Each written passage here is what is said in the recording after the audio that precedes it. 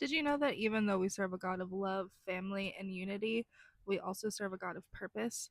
When you are chosen by God and there is an assignment on your life, there is absolutely nothing that is off limits for how God will come in and get your attention. A lot of times, I wrote that, and I don't know why I wrote that because it's not a lot of the time, it's all the time. All of the time, God will tear down anything that you are idolizing to get your attention. If there's anything that you are putting more effort into than you are into your relationship with Holy Spirit, then He will come in and He will tear that down. We refer to those around here as a lowercase g. Even though God does know that it will hurt you and it'll cause you momentary suffering, in His love and in His mercy, He will come back and He will heal you after He just got done breaking you. Just how it always says in the Bible that after the Lord was finished giving out His divine judgment, He eventually returned again to restore it. Marriage is a heavy assignment and it's your first ministry here on earth. However, there are a lot of people like myself who do not steward it correctly, which in turn results in a divine separation. God will separate two people to work on them individually before He brings them back together. During this time, God will begin to communicate with the spouse who has the closer relationship with God and will deliver the promise of marriage restoration.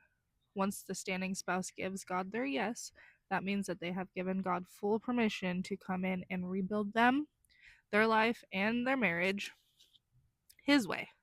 And just to give you a spoiler alert from someone who has been through this process, giving God your yes and letting Him rebuild you is very excruciating. It's very hard, and it's not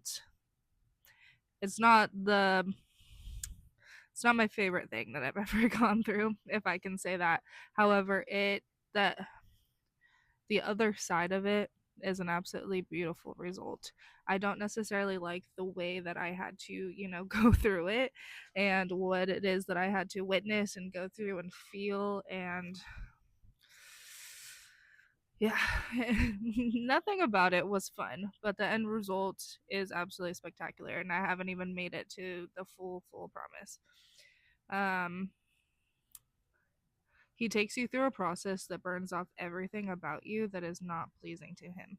During this time, you will cry, you will suffer, and you will wonder how you will ever make it through. I know that there were days that I would wonder if I would ever stop crying myself to sleep, and I would wonder if I would ever be able to make it through a conversation without my stomach doing flips during the day. Your marriage will be in shambles. It will get worse before it gets better. And you will think that life before giving God your yes was easier. And by this, I mean you will remember that there were days that you made your own decisions. You didn't seek God for guidance on anything, and you just powered through your day. You had a lot of caffeine and a lot of anxiety, and for whatever reason, it seemed like it was a lot easier before you were called to be a disciple of the Lord. Friends and family who were once in your corner, that once supported um, the process that it was that you were going through, those people will soon fade away. Because when God tells you that He's making you a promise, it doesn't happen immediately. And there are people who will think that you may have discerned incorrectly, and you just have to hold on to your promise from God. You have to not worry about what it is that people are saying about you, and all you have to do is just keep your eyes on Jesus. Um, my coach has said many times that God is not fickle. We as humans are. However, God's promises come with hard work, and we can either step up to the plate or we can spend our whole life wondering what life would look like if we just held on and pushed through. I don't even know how to begin explaining what just took place while I was trying to sit down and record this video.